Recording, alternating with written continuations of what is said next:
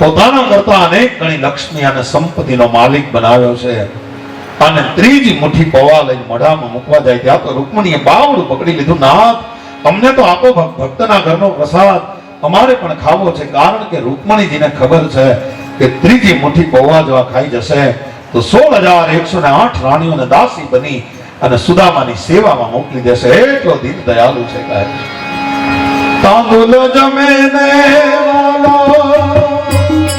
વારે રાણી રૂક્ષમણી, તાંદુલ જમે વાલો વારે રાણી રૂક્ષમણી રે, અમને આવો ને અવિનાશી રે, સેવા મારા શામળા રે, અમને આવો ને અવિનાશી રે, સેવા મારા શામળા રે.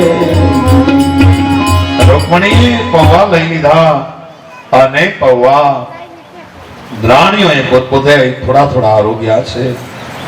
સુદામદેવને અભરે ભર્યા, પણ સુદામાને કંઈ કીધું નથી. સુદામદેવ તો એ જ એની મસ્તી છે. આ બાજુ પોરબંદરમાં રાજના રાજ આપી દીધા છે.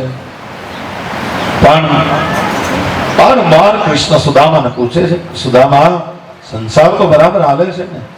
પણ સુદામા એક પણ વાર ફરિયાદ નથી કરી કે કૃષ્ણ આમ થાય છે. નહીં, હયાત છે. કોઈની પાસે કાંઈ માંગવું નહીં.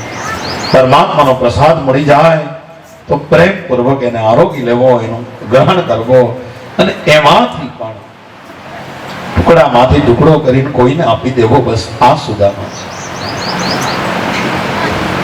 બસ્તી મેં રહેના અવધુ માંગીને ન ખાના હોગી, માંગીને ન ખાના, અને તોય જે મળી જાય ટુકડે મેં સે ટુકડા કરી દેના મેરે लाल मेरे दिल में संतो लागी वैरागी रामा, जोयूं मैं तो जागी हो गई, जोयूं मैं तो जागी हो गई. કાંઈ મળી જાય તો એમાંથી પણ આપવું. અને સુદામદેવે કાંઈ યાચના કરી નથી. પણ આ બાજુ કૃષ્ણએ કરુણા કરીને ભાગ્યની રેખા કરી, કૃષ્ણએ કરુણા કરીને ભાગ્યની રેખા કરી. એ ત્યાં તો અક્ષય લક્ષ્મી ચિતરાય છે, એ ત્યાં તો અક્ષય લક્ષ્મી ચિતરાય છે. સુદામા દ્વારિકામાં જાય છે, હે જુઓ સુદામા દ્વારિકામાં જાય છે. પ્રભુએ પૌવા હર્યા ને ભક્તને તો ભૂપત કર્યા, પ્રભુએ પૌવા હર્યા ને ભક્તને તો ભૂપત કર્યા. એના જીવરાજ પીતાંબર ગુણ ગાય છે, એના જીવરાજ પીતાંબર ગુણ ગાય છે. સુદામાની દ્વારિકામાં જાય છે, હે જુઓ સુદામાની દ્વારિકામાં જાય છે. પરમાત્માએ ભક્તને ભોગ કર્યા પછી સુદામા ઘણા દિવસ રોકાયા. સુદામાને થયું કે આજે રજા માંગીશ તો 15 દિવસ પછી રજા આપશે. એટલે સુદામાએ થોડાક દિવસ થયા ને કૃષ્ણની પાસે રજા માંગવા આવ્યા. ભગવાન રાણીઓની સાથે બેઠા છે. સુદામદેવ આવ્યા, સ્વાગત કર્યું. સુદામાને આખું દ્વારિકા ફેરવેલું કૃષ્ણએ. એક એક ગલી, એક એક ખાંચો, એક એક સુદામદેવ ને ફેરવ્યા. સુદામા આવ્યા. કૃષ્ણ કે હા મિત્ર, કહે છે કે હવે હું જાઉં, તારી ભાભી રાહ જોતી હશે, નાના બાળકો રાહ જોતા હશે. અને કૃષ્ણે કીધું જાવું છે મિત્ર? હા જાવું છે. રાણીઓને થયું હમણાં જોજો કેવો આગ્રહ કરે, હા કેવો આગ્રહ કરે પરમાત્મા, જોજો તો ખરા. રાણીઓ આમ જોવા તૈયાર થઈ. કૃષ્ણે કીધું ખરેખર જાવું છે સુદામા? કે હા ખરેખર જાવ. તો જાઓ. એટલે આવો આનો સ્વભાવ ક્યારનો બગડી ગયો કે અહીંયા મહેમાન આવે એની મરજીથી, પણ જાય તો કૃષ્ણની મરજી.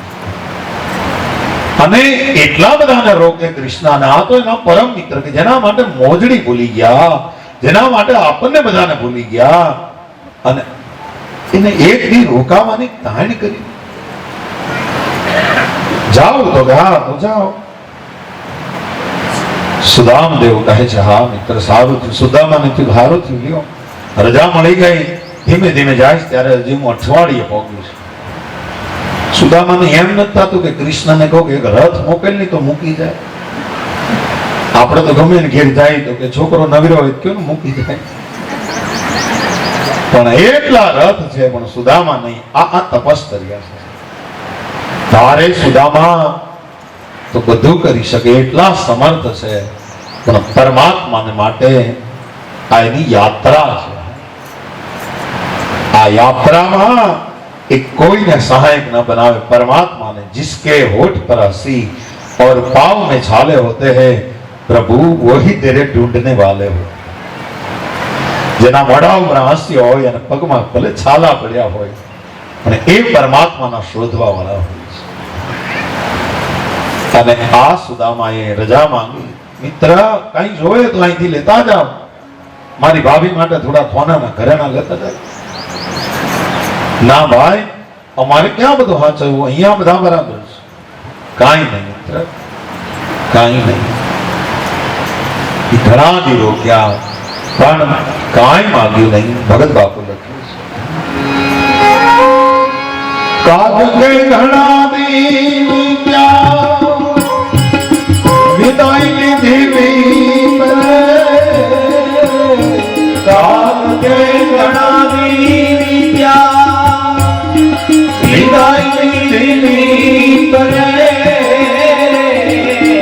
મોરાની પાસે કાઈ નો માયું રે ધન ધન્ય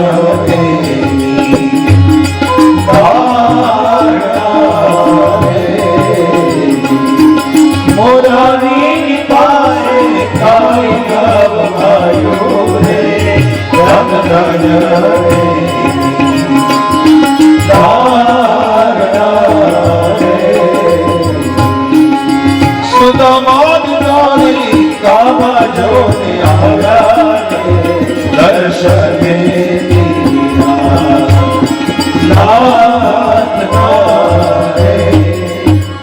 સુદામદેવને મળાવવા માટે મિત્ર આવ્યા છે. સુદામા થોડુંક હાલ્યા, વળી સાથ પાડ્યો. સુદામા કે હા મિત્ર સાચવીને જજો. હા ભાઈ સાચવીને જઈશ. વળી સુદામદેવ થોડું હાલ્યા, વળી કે સુદામા આવો આવો આવો કામ છે કામ છે. બોલો ને મિત્ર મારી ભાભી છોકરાઓનું ધ્યાન રાખજો. કે હા ધ્યાન રાખીશ ભાઈ. વળી પાછા સુદામા થોડું ચાલ્યા. વળી કઈ સુદામા કહે છે બોલો ને મિત્ર કહો ને શું કામ છે. કૃષ્ણ કહે ખોટું નહીં લગાડતા સુદામા, પણ આ પિતાંબર પહેર્યું છે ને મારું છે, મને પાછું આપી દો. તમારી પોતળી લઈને ઉભો છું. અને સુદામાને હરખનો પાર ન રહ્યો કે જો તો ખરો મારો મિત્ર કેટલો સમજુ છે. હું એને એટલા દિવસથી કહેતો કે આ રેશમી પિતાંબર મને નહીં ભાવે, આ રેશમી પિતાંબર મને નહીં ભાવે, હું આમાં ક્યાંક પડીશ. પણ આજ મારે હાલવાનું છે ને એટલે મારા મિત્રે મને પોતળી પાછી કરાવી દીધી. હવે મને જો હાલવાની મજા આવશે. વિચાર તો કરો તમે. એમ ન માન્યું કે મારો મિત્ર લાલચુ છે, એમ ન માન્યું કે મારો મિત્ર કંજૂસ છે, એમ માન્યું મિત્રે મારા માટે થઈ નાખ્યું. સુદામદેવને પાટલી વાળી વાળી પોતળી પહેરાવી છે કૃષ્ણએ. પિતાંબર લઈ લીધું છે. રાણીઓએ જોયું અને રાણીઓના મગજ ગયો. અને વિચાર કરો કે એક હોય તો આ કરવું પડે, તો આ તો 16,108 બધા એક એક વાક્ય બોલે ને તોય 3 દી થાય. એક હોય તો ઉપાધિ ના પાર.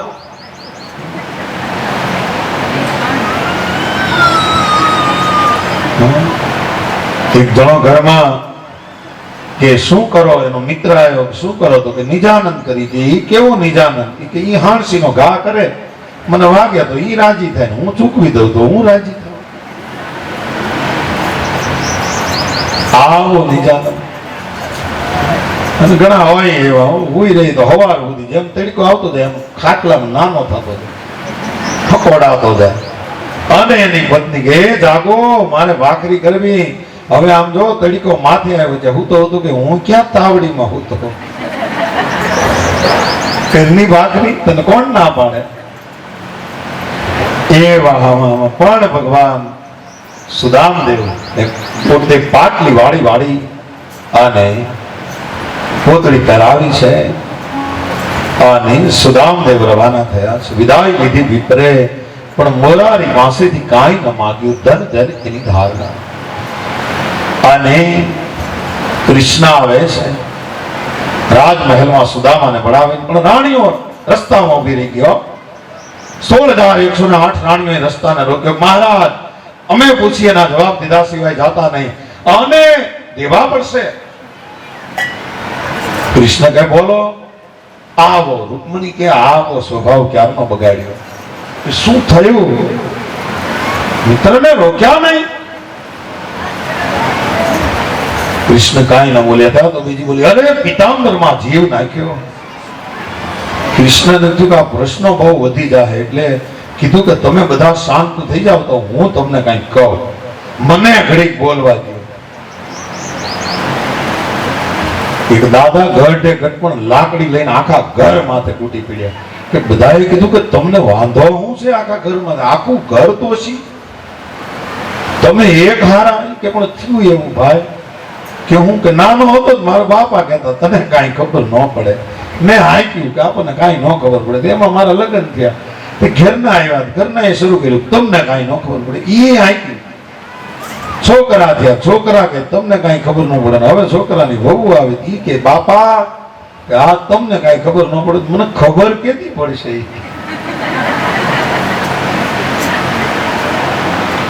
કૃષ્ણ કે મને તો કંઈક બોલવા દો. અને અત્યારે જે સાસુ છે ને એને બે બાજુથી ઉપાધિ. એની હા હોય કરા ફાઈટ હતી, એ ભૂકા કાઢી નાખે. હવે બહુ એવી આવે, એને કઈ કહેવા દો. બે બાજુથી મૂંઝાણી. હું કરવું એ કઈ સમજાતું નથી. ત્યાં કઈ બોલાતું નથી, અહીંયા કઈ બોલાતું નથી. આ વચ્ચેનો એવો ગાળો આવ્યો ને.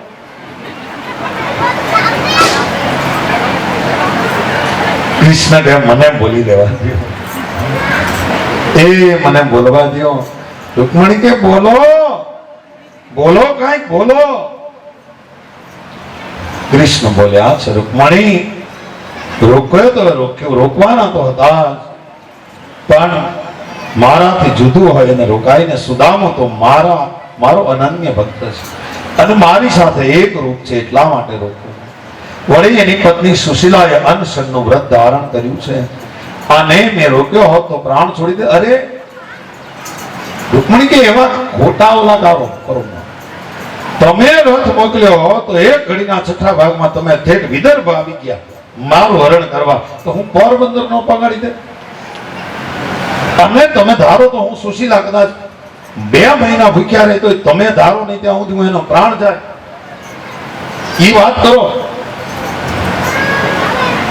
શું કામ હાલતા હાલતા મોકલ્યા? કૃષ્ણ કહે છે કે રૂકમણી તો હવે સાંભળો સાચી વાત.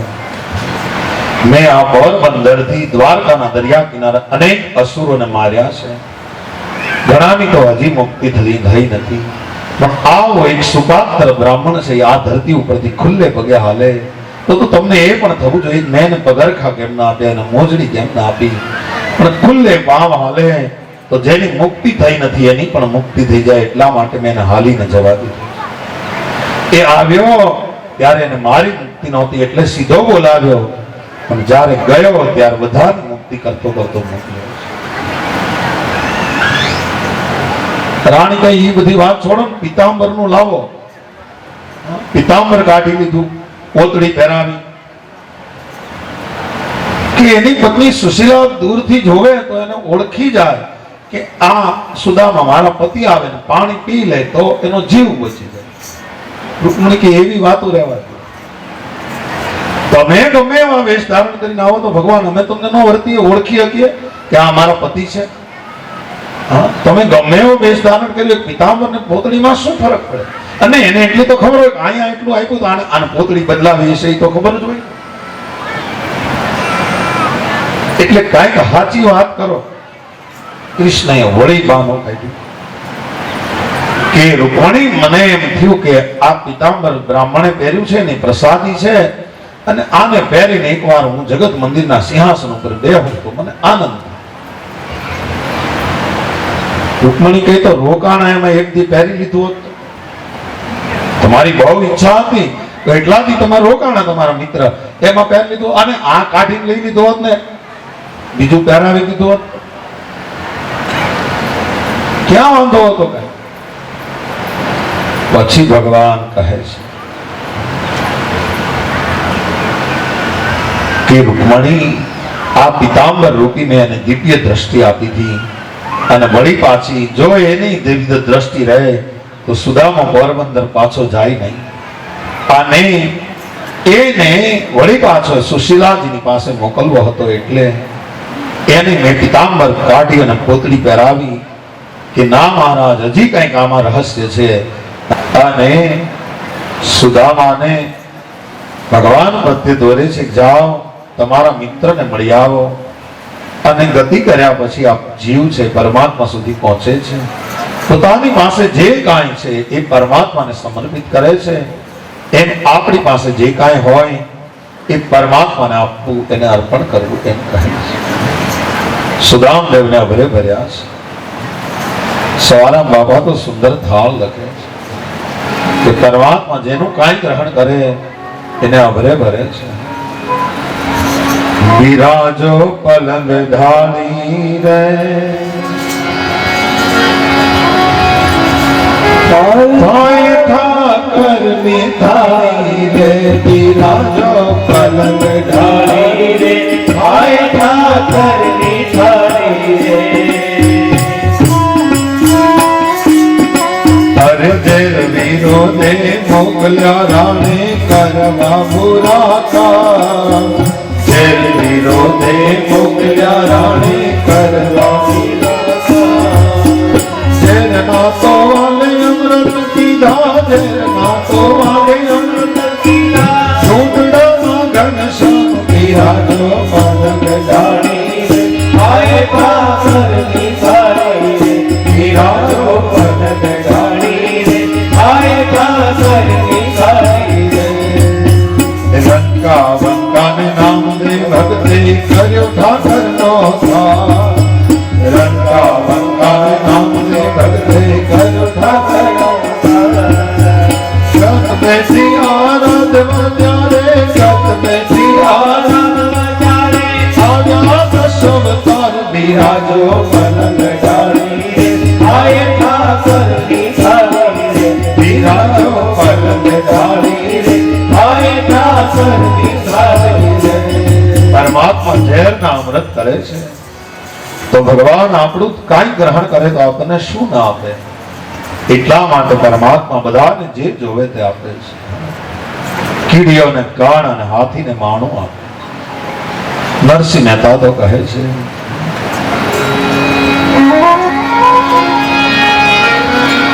આને વાલા નવા મહિના માતા ઉધર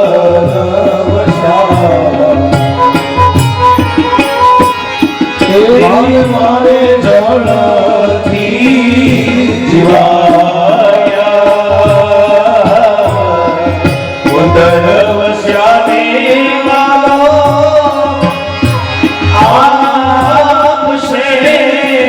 આપશે સુતાને જગાડી અને માલા પાખંડા રોજી હરિના હાથમાં હરિના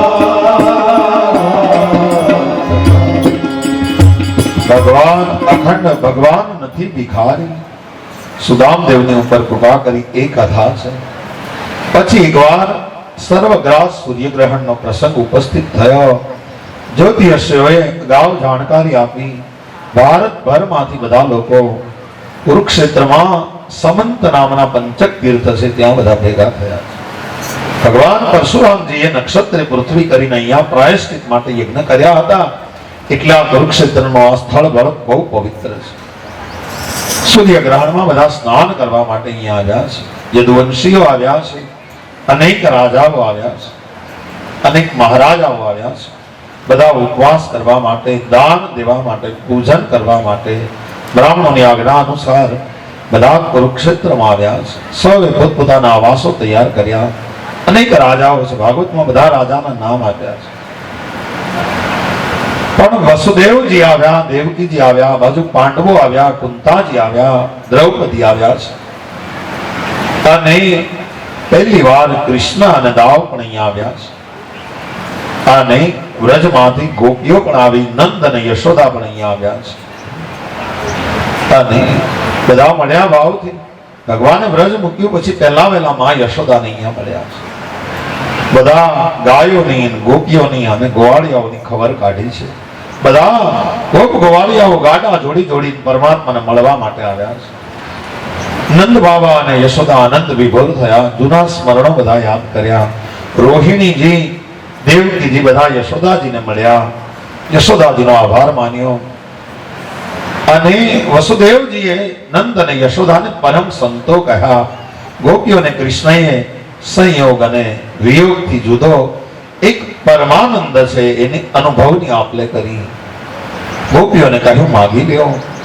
વ્રજવાસીઓને મળી લીધા. પછી દ્રૌપદીજી ભગવાનની બધી રાણીઓને મળ્યા. બધી રાણીઓને પૂછ્યું કે તમને ભગવાન કેમ મળ્યા, તમને ભગવાન કેમ મળ્યા, તમને ભગવાન. બધી રાણીએ પોતપોતાની કહાની કીધી છે. અને યશોદાજીને ભગવાન કૃષ્ણ મળ્યા છે. માં અને દીકરો ભાવથી મળ્યા છે. અને એવા ભાવથી મળ્યા. ભગવાન જશોદાજીને પ્રેમથી ભેટી પડ્યા. નંદજી રડી પડ્યા. ત્યારે ભગવાન પણ રડી પડ્યા છે. માં હવે તો આવો દ્વારકામાં, હવે તો આવો કહે છે.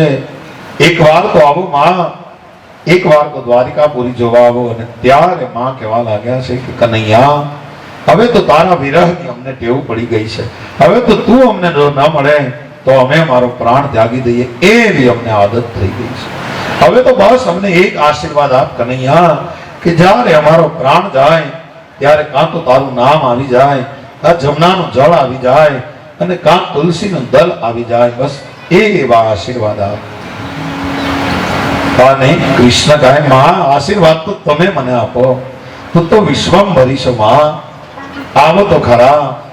નહીં કનૈયા, હવે અમને ટેવ પડી ગઈ છે.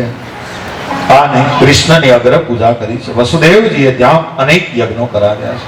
માં યશોદા ને ભગવાન વરદાન આપે છે કે માં ગોપીઓ, નંદ બાબા, તમને એક ક્ષણ માટે પણ મારું વિસ્મરણ નહીં થાય. બસ માને તો એટલું જોવે છે. માં વરદાન માંગે છે.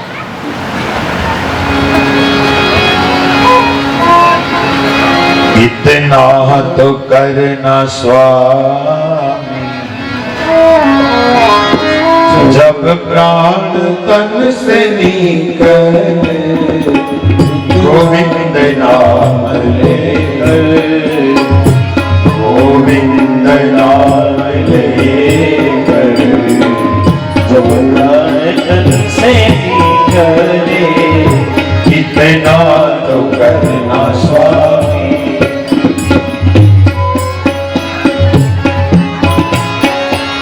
श्री गंगा जी का तट हो या यमुना का बंशीवट हो, गंगा जी का तट हो या यमुना का बंशीवट हो, मेरा साला निकट हो, मेरा साला सावला निकट हो, सावला निकट हो, जब प्राण तन से निकले इतना तो करना स्वामी, जब प्राण तन से निकले गोविंद नाम लेकर, गोविंद नाम लेकर, गोविंद नाम लेकर, जब प्राण तन से निकले इतना तो करना स्वामी।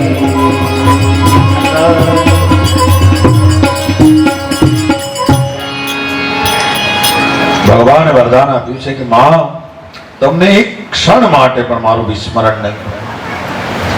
વસુદેવજી મોટા મોટા યજ્ઞ કરાવ્યા, વર્ષા ઋતુનો પ્રારંભ થવા આવ્યો અને કુરુક્ષેત્રમાંથી બધા ધીરે ધીરે વિદાય થયા છે. નંદ યશોદા વિદાય થયા, ભગવાન પાંડવોની સાથે વિદાય થયા. ઋષિઓ ત્યાં રોકાયા ભજન કરવા, ચાતુર્માસ કરવા માટે. અને વસુદેવજી હવે કૃષ્ણને કહેવા લાગ્યા છે કે હે સચ્ચિદાનંદ સંકર્ષણ પરમાત્મા, હું તમને જાણું છું, તમે મને તો કંઈક ઉપદેશ કરો. પોતાના બાપ આજ દીકરાની પાસે ઉપદેશ બોધ લેવા જાય છે. કૃષ્ણ હસવા લાગ્યા કે બાપને શું ઉપદેશ કરવો. કૃષ્ણએ રમતા રમતા એવો ઉપદેશ આપી દીધો કે બાપ, પિતાજી, બાબા, કે હા તમે એમ જાણો છો ને કે આપણે બધા બ્રહ્મમય છીએ, કે હા પરમાત્મા એક જ છે, કે હા જે હું છું એ જ તમે છો, કે હા બસ, તો એનાથી મોટો કોઈ ઉપદેશ નથી. એમ કરતા કરતા ભગવાન કૃષ્ણએ ઉપદેશ આપી દીધો. કૃષ્ણને હવે લીલાનું સંવરણ કરવું છે. 125 વર્ષ નાથ આ ધરાતલ ઉપર જીવ્યા છે અને ભગવાનની લીલાનું સંવરણ કરવું છે. માં દેવકીને કહે, માં તમારે કઈ જોતું હોય તો માંગી લ્યો. અને દેવકી કહે છે કે કૃષ્ણ, તમે સાંદીપની ઋષિના પુત્રને લાવી આપ્યો, તમે સમર્થ છો અને એટલા માટે હું તમારી પાસે માંગુ છું કે કંસે જે મારા 6 દીકરાઓને મારી નાખ્યા એ મને પાછા લાવી આપ્યા. અને ભગવાન આ 6 દીકરાઓ સ્મર, ઉદ્ગીત, પરિસંગવ, પતંગ, શુદ્રબોધ, કીર્તિમાન આદિ દીકરાઓને પાછા લાવી અને ભગવાને આપ્યા છે. અર્જુનને આજ્ઞા કરી, અર્જુન હવે તમે પણ તીર્થયાત્રાએ નીકળી જાઓ. પૃથ્વી ઉપર અર્જુન વિચરણ કરે છે. પ્રભાસ ક્ષેત્રમાં આવ્યો અને ભગવાન એને મળ્યા. ત્યાં આવી અને ભગવાને કીધું બસ અહીંથી મારે લીલા સંવરણ કરવાની છે. અને અર્જુન, મારા ભાઈ દાવ એ મારી બહેન સુભદ્રાને દુર્યોધનની સાથે પરણાવવા ઈચ્છે છે. તમે જાઓ, તીતંડી સંન્યાસીનું રૂપ ધારણ કરી અને મારા ભાઈને ખબર ન પડે મારી બહેન સુભદ્રાનું હરણ કરો. અને અર્જુને દ્વારકાથી સુભદ્રાજીનું હરણ કર્યું. બલરામજી ક્રોધે ભરાણા આખા હસ્તિનાપુરને ડુબાડી દેવા ઘડમુસળ લઈને તૈયાર થયા. અને ત્યારે કૃષ્ણએ સમજાવ્યા, બધા માની ગયા. એ પછી ભગવાન વિદેહની રાજધાની મિથિલામાં એક શ્રુતદેવના નામના બ્રાહ્મણ છે, એનું કલ્યાણ કરવાથી એને મળવા માટે મિથિલા આવ્યા છે એની કથા છે. અને ભગવાન શંકરના સંકટનું મોચન કર્યું એની કથા છે. ભગવાન શંકર બહુ ભોળા ભગવાન છે. એની પાસે કોઈ પણ ભજન કરે અને જે માગે એ આપી દે. એટલે એકવાર એક અસુરે ભગવાનની આરાધના કરી અને ભગવાન કહે કે હું તારી ઉપર રાજી છું, તું માગી લે. અને કીધું, મહારાજ ભગવાન શંકર મને એવું વરદાન આપો કે જેની ઉપર હું હાથ મૂકું નહીં બળીને ભસ્મ થઈ. શંકર તો હાવ ભોળા, એટલા માટે તરત વરદાન આપી દીધું. ભોળિયો એક જ છે ભગવંત સમંદર મોજ સદા છલકન, નવાજે કરે ભક્તને માલ અને રીજે તો આપ્યો માંગ આપે માલ. સનાતન મહાદેવ શિરમોર તરત કીધું તથાસ્તુ. અને એ અસુર ભસ્માસુર એની જ પાછળ દોડ્યો કે તમારી ઉપર જ હાથ મૂકી દો. આપણે શીખવાડેલી વિદ્યાનો આપણી ઉપર જ પહેલા પ્રયોગ કરે એમ દોડ્યો. અને ભગવાન વૈકુંઠ તરફ આવ્યા અને ભગવાન નારાયણે એવું રૂપ ધારણ કરી અને અસુરને પોતાના રૂપ અને મધુર વાણીથી મોહિત કરી લીધો અને પોતાનો હાથ એના પોતાના મસ્તક ઉપર મુકાવી શંકરના સંકટનું મોચન કર્યું એની કથા. એકવાર સરસ્વતી નદીને કિનારે તટ ઉપર યજ્ઞનો પ્રારંભ થયો અને એમાં એક મોટો વિવાદ થયો કે બ્રહ્મા મોટા, વિષ્ણુ મોટા કે મહેશ મોટા. એટલે બધાએ કીધું કે આપણે પરીક્ષા કરીએ અને ભૃગુ ઋષિ પરીક્ષા કરવા માટે ગયા. એ કૈલાસમાં ગયા અને બ્રહ્મા પાસે ગયા અને વિષ્ણુ પાસે ગયા, બધાની પાસે ગયા, પણ બધાની પાસે એને સુંદર જવાબો મળ્યા. ભૃગુ ઋષિએ નક્કી કર્યું કે આ બધા એક જ છે, આ તો કાર્ય કારણને લઈને પોતપોતે જુદા સ્વરૂપ લીધા છે, બાકી બધા પરમાત્મા પરમ સત્ય તો એક જ છે. પછી એક અધ્યાયમાં વેદ પરમાત્માની સ્તુતિ કરે છે. વેદ નિર્ગુણ છે અને એ નિર્ગુણ બ્રહ્મને પ્રતિપાદિત કરે છે. નિર્ગુણ બ્રહ્મને તો પ્રતિપાદિત ન કરી શકાય, પણ એના જવાબમાં એના તરફ માત્ર સંકેત કરે છે કે આ ભગવાન સમગ્ર અસ્તિત્વનું કારણ છે. માયાજનિત ભ્રમને કારણે આપણે આપણું મૂળ સ્વરૂપ ભૂલ્યા છીએ. જ્ઞાનના પ્રકાશમાં માયાનું વિસર્જન થઈ જાય છે. ભગવાન માયાપતિને શરણે જવાથી માયાના બંધનો કપાઈ જાય છે. જેમ જ્ઞાન મુક્તિ આપે છે એમ પ્રેમ અને ભક્તિ પણ મુક્તિ આપે છે. અને જીવનની કૃતાર્થતા ભગવાનને પામવામાં છે. આમ વેદોએ ભગવાનની સ્તુતિ કરી છે અને દશમ સ્કંદ અહીંયા પૂરો થાય છે. પછી તો ભગવાનને લીલા સંવરણનો સમય નજીક આવ્યો છે. ઉદ્ધવને બોલાવ્યા છે અને ઉદ્ધવને અંતિમ ઉપદેશ આપે છે. કારણ કે ઘટના એવી ઘટી ગઈ કે દ્વારકાની પાસે પિંડારક નામનું ક્ષેત્ર છે. ત્યાં વિશ્વામિત્ર, અસિત ઋષિ, કર્ણ, દુર્વાસા, નારદ, ભૃગુ, અંગિરા, કશ્યપ બધા તપ કરે છે. અને દ્વારકાના રાજકુમારોએ કોઈથી હાર જોઈ નથી કે હાર કોને કહેવાય ખબર નથી. કૃષ્ણના પ્રતાપને કારણે સમસ્ત જગ્યાએ જીતતા આવ્યા છે, એટલે એને કોઈથી હારને ભાળી નથી. અને એવા ઉદંડ બન્યા. એકવાર જાંબુવતીના દીકરા સાંબને સ્ત્રીનો વેશ ધારણ કરાવ્યો અને પેટમાં હાંબેલું નાખ્યું. નાનું એવું મુસલ પેટમાં નાખ્યું અને ગર્ભવતી હોય એવી રીતે આ ઋષિઓની પાસે લઈ ગયા કે મહારાજ આને દીકરો આવશે કે દીકરી આવશે. અને ત્યારે આ બધા ઋષિઓ એક અવાજે શ્રાપ આપ્યો કે જનશ્યતિ બહુ મંદા મુસલમ કુલનાશનમ. આમાંથી નહીં દીકરો આવે નહીં દીકરી આવે, આમાંથી એક મુસલ આવશે, એક સાંભેલું નીકળશે અને એ સાંભેલું તમારા કુળનો નાશ કરશે. આવો શ્રાપ મળ્યો. આવી અને ઉગ્રસેન મહારાજને વાત કરી કે આવો શ્રાપ મળ્યો.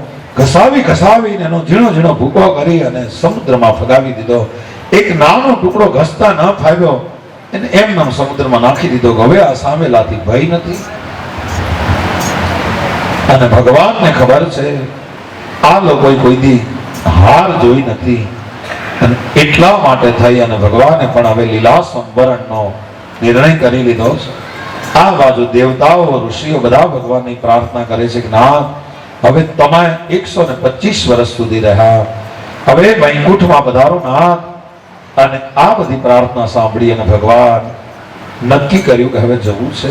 બ્રહ્માએ પ્રાર્થના કરી, ભાગવતમાં તો મોટી યાદી આપી. રુદ્ર, ભૂત ગણો, ઇન્દ્ર, સંકાદિક ઋષિઓ, મરુત ગણો, 12 આદિત્યો, 8 વસુ, અશ્વિની કુમારો બધાએ ભગવાનની પ્રાર્થના કરી. તમે યદુવંશમાં અવતાર ધારણ કરી અને ભગવાન અનેક લીલાઓ કરીને ભૂમિનો ભાર ઉતાર્યો છે. કળિયુગમાં જીવો માત્ર આપની લીલાનું શ્રવણ કરશે તોય અંધકારમાંથી પાર આવી જશે. આપે અવતાર લીધો એને 125 વર્ષ થયા. બ્રાહ્મણોના, ઋષિઓના શ્રાપને કારણે હવે દ્વારકા ઉપર સમુદ્રના પાણી ફરી વળશે, બધું નાશ થવાનું છે. એટલા માટે ભગવાન આપ પણ હવે વૈકુંઠમાં પધારો. બધાએ પ્રાર્થના કરી. ભગવાને યાદવોની સભા બોલાવીને કીધું કે હવે દ્વારકા ઉપર સમુદ્રનું પાણી ફરી વળશે, જેને બચવું હોય તો પ્રભાસ ક્ષેત્રમાં આવી જાઓ. અને છેલ્લે ઉદ્ધવને બોલાવ્યા છે. ઉદ્ધવ, હવે લીલા સંવરણ કરવાનો સમય આવ્યો છે. મારે તને ઉદ્ધવ ગીતા કેવી છે કહે છે. ઉદ્ધવ સાંભળે છે.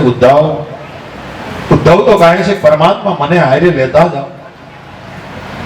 પણ ઉદ્ધવને કહે છે ઉદ્ધવ આપણે સાથે આવ્યા નથી તો સાથે કેમ જઈ શકીએ? તારો અને મારો લેખ જુદો છે, આપણે કેવી રીતે સાથે જઈ શકીએ? પણ વિવેકને સાથી બનાવજે. સંતોની સભામાં જઈને બેસજે. સંતો હારી વાત કરતા હશે ને તો તને વિવેકની પ્રાપ્તિ થશે. અને હે ઉદ્ધવ બધે પરમાત્માના દર્શન કરજે. ભગવાને ભાગવત આપ્યું છે ઉદ્ધવને કે આ મારું વાણીમય સ્વરૂપ છે.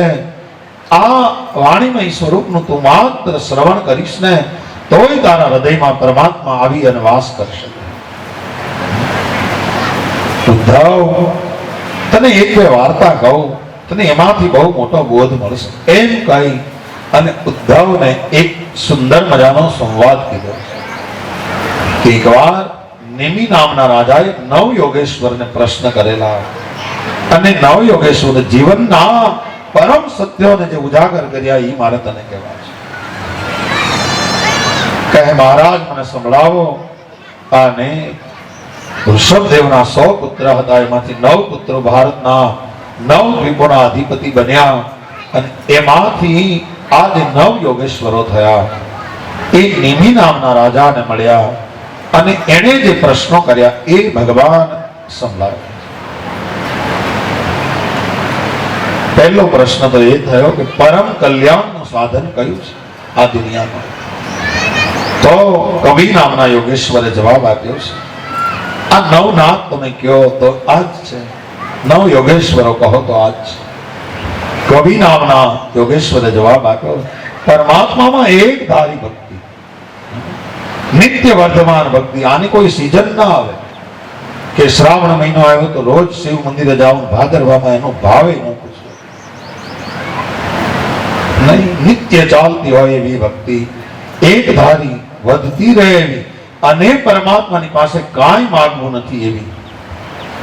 માંગીએ તો આ ભાગવતમાં બધા રાક્ષસોએ તપ કર્યું છે અને ઋષિઓએ તપ કર્યું છે. પણ રાક્ષસોને ભગવાન પ્રસન્ન થયા ને તો એને સત્તા માંગી, સંપત્તિ માંગી, પદ માંગ્યું, પ્રતિષ્ઠા માંગી. અને ઋષિઓને પ્રસન્ન થયા તો ઋષિઓએ ભક્તિ માંગી, ભગવાનને માંગ્યો. એને કાંઈ વસ્તુ ના માંગી. અને ભગવાન આવે ને ત્યાં લક્ષ્મી આવે. પણ આપણામાં એટલી ધીરજ નથી. આપણે ભગવાન ન આવે તો હાલશે પણ લક્ષ્મી આવવા જોઈએ. ભગવાન વગર ના હાલશે કે? પણ એના પતિ વગર લક્ષ્મી કાંઈ લાંબો સમય ટકે નહીં. એ તો દીકરી તો હારી લાગે. એ કઈ બાપને ઘેર આવી હોય તો અઠવાડિયું 2 અઠવાડિયા પછી તો ગામ પૂછવા મળે હું રિહામણે આવ્યા. એટલે ભગવાનનો જ્યાં વાસ હોય ત્યાં કહે છે ભક્તિનો વાસ થાય. અને ત્યાં જ પરમાત્માનો વાસ થાય, ત્યાં લક્ષ્મીનો વાસ થાય. કરોડપતિ માણસો, અબજો નિખરવપતિ માણસો આ દુનિયામાં આવીને લઈ ગયા. કોઈ શેઠના નામ આપણને મોઢે હોય તો કયો? તલબચંદ શેઠને કોઈના નામ મોઢે નથી. ખિસ્સામાં બાવલી નહોતી ને, નરસિંહ મહેતા, મીરા, નાનક, હા આ દુખીશ્યામ બાપા, બજરંગદાસ બાપા, એના નામ આપણને મોઢે છે. શું કામ? એને જગતને કાંઈક આપ્યું છે સાહેબ. એને જગત માટે જીવન જીવ્યું છે, એના નામ આપણને મોઢે. બાકી કરોડપતિ તો કેટલાય આવીને લઈ ગયા, ભોહાઈ ગયા ધરતીના પટ ઉપર. એના નામ અમર ન થાય. હા એ તો એના ધનિકો ધનના નશામાં છે અને બાકીના બધા એની ખુશામતના નશામાં છે. ભાગવતના એના નામ અમર થતા નથી. પણ જગત માટે જે કાંઈ આપે છે, વાપરે છે, અથવા તો જે કાંઈ, અને પૈસા જ વાપરવા એવું નથી, સેવા કરે. તમે વિચાર કરો, આપા ગીગા માથામાં જીવડા પડી ગયા ત્યાં સુધી ઈ તગારો માથેથી ઉતાર્યું, એટલી ગાયોની સેવા કરી. અને એના ગુરુએ કીધું કે હવે આને છૂટો મૂકો, આના માથામાં જીવડા પડી ગયા. ખાલી સેવાથી પરમાત્મા મળી ગયા. વિચારો તો. બજરંગદાસ બાપા માત્ર ત્યાગથી પરમાત્મા મળી ગયા. વિચારો, એક માત્ર ત્યાગ, બીજું કાંઈ નહીં. જ્યારે જરૂર પડે ત્યારે બધી જ વસ્તુ વેચી પણ રાષ્ટ્રને દાનમાં આપી દેવી, આ ત્યાગ છે એના કારણે અમર બની ગયા. એને ક્યાં કોઈને કીધું ગામડે ગામડે મારી મઢી કરું. ભક્તિ મળશે તો બધું મળશે, પણ ભક્તિ નહીં મળે તો કાંઈ નહીં મળે. આ જવાબ છે. બીજો પ્રશ્ન કયો? નિમિ રાજાએ કે ભગવત ભક્તના લક્ષણો શું છે? ત્યારે હરિ નામના યોગેશ્વરે જવાબ આપ્યો કે જે બધામાં ભગવાનને જોવે એ જ ભગવાનનો ભક્ત છે. ત્રીજો પ્રશ્ન કર્યો, ભગવાન માયાના સ્વરૂપને ઓળખવું કઈ રીતે? તો કહે છે આપણને ધ્યાન કરીએ પરમાત્માનું ને એમાં જે આડું આવે એ બધું માયા છે. અને માયાને મારી શકાતી નથી, માયામાંથી તરી શકાય છે. એટલા માટે માયાપતિને શરણે જવાથી માયામાંથી તરી શકાય છે.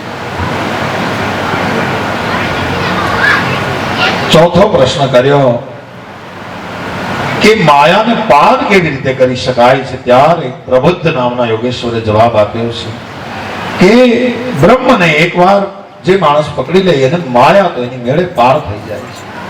પાંચમો પ્રશ્ન કર્યો, મહારાજ નારાયણનું કેવું સ્વરૂપ છે?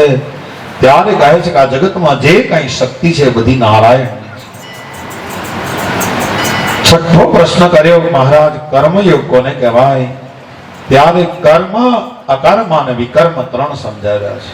એ પણ આવિહોત્ર નામના યોગેશ્વર કે વેદોએ કહ્યું એ કરવું એ બધું કર્મ છે, વેદોએ કહ્યું એમ ન કરવું એ વિકર્મ છે, અને વેદથી વિરુદ્ધ કરવું એ અકર્મ છે. અવતાર શું છે એવો સાતમો પ્રશ્ન કર્યો. ત્યારે એનો જવાબ આપ્યો કે જગતમાં પરમાત્મા બે ચેતનાથી અવતરે, એક મનુષ્યની અને એક પરમાત્માની દિવ્ય ચેતના. એ જ અવતાર છે. પોતાના ભગતને લેવા માટે ભગવાન નીચો નમે અને તેડી લે, બસ એ જ અવતાર છે. ભજન નથી કરતા એનું શું થાય છે? ત્યારે એક યમસ નામના યોગેશ્વરે જવાબ આપ્યો કે એની અધોગતિ થાય. એ આત્મહત્યારો, એ પોતે ને પોતે પોતાની આત્મહત્યા કરે છે જે ભજન નથી કરતા. ભજન એટલે માળા કરવી એટલું જ નહીં, કોકનું હારું કરવું એ ભજન છે. આપણા બાળકોને પ્રેમપૂર્વક ઉછેરવા ને એ ભજન છે. પત્નીને કોઈ દી રડાવવી નહીં ને એ ભજન છે. આપણા ભાઈને મદદરૂપ થવું એ ભજન છે. હા, સમાજમાં કોઈ નાનો માણસ હોય તો એને કંઈક આપવું એ ભજન છે. બે કામ હારા થતા હોય તો હારા મોઢે જોવું એ ભજન છે. ક્યાંક પરમાત્માને કામ થતા હોય ને આપણે ન આપી શકીએ ને તો ઈર્ષા ન કરવી ને એ ભજન છે. જગત ગમે એમ બોલે એની સામું ધ્યાન ન દેવું એ ભજન છે. આ બધા ભજન છે. ખાલી માળા ફેરવવી એટલું જ ભજન નથી. આવા કોઈ પણ ભજન આપણે કરી શકીએ. ભગવાન કળિયુગમાં ક્યાં નામે આવે છે? કહે કૃષ્ણ વર્ણના છે. સુદર્શન સુનંદ આદિ પાર્ષદોથી સજ્જ છે અને એને માત્ર કીર્તનથી પામી શકાય છે. આવો સંવાદ નારદજી વસુદેવજીને પણ કહ્યો છે. અને આ બાજુ ઉદ્ધવ ને ભગવાન કહે છે કે ઉદ્ધવ, એકવાર મારા દાદા યદુએ એક સંન્યાસીને જોયેલા અને એ સંન્યાસી એટલા બધા આનંદમાં હતા કે મારા દાદાએ એને પૂછ્યું કે અમે સંસારીઓ એટલું બધું કરીએ છીએ છતાં આનંદમાં નથી, અને તમે કાંઈ કરતા નથી તોય આનંદમાં છો? ત્યારે અવધૂતે જવાબ આપ્યો, અમે કાંઈ કરતા નથી ને એટલા માટે જ આનંદમાં છે. અમારું અજગર જેવું જીવન છે. એકવાર અમને ભોજન મળી જાય પછી અમે ભજન કર્યા કરીએ, પછી કોઈને હામાં ન મળી એટલે અમે આનંદમાં છીએ. કહે છે મહારાજ તમારા ગુરુ કોણ છે? ત્યારે સંધિમે ગુરુઓ રાજન બહવો બુદ્ધયા ઉપાશ્રિતમ. મારે કહે છે 24 ગુરુ છે. કોણ કોણ છે? ભાગવતના ઋષિ મંત્ર લખે છે. પૃથ્વીર વાયુર આકાશ અગ્નિ ચંદ્રમા રવિ કપોતો અજગર સિંધુ પતંગો મધુકુંદ ગજ્જઃ મધુહા હરિણો પિંગલા મીન પુરો ભગ કુમારી શરકૃતમ સર્પ પૂર્ણનાભિ સુકેશ કૃતઃ. આ મારા 24 ગુરુ છે. પણ આ 24 ગુરુની કથા આપણે બપોર પછીની કથામાં લઈશું.